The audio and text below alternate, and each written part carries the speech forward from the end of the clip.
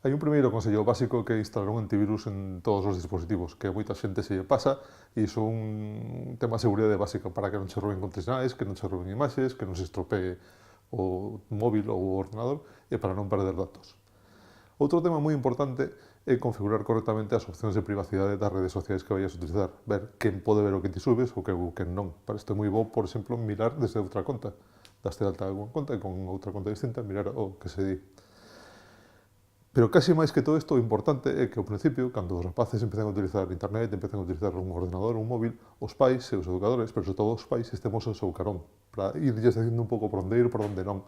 Porque podemos ter unha falsa sensación de seguridade cos filtros, cos controles parentais, que ao final non serven para nada. Entón, o importante é estar ao seu carón e intentar fixar dende un principio tamén unha especie de acordo, unha cuota de horas ou de momentos nos que se poden utilizar e non se poden utilizar estes dispositivos, porque se o intentas cando teñen 17 anos, xa vas tarde.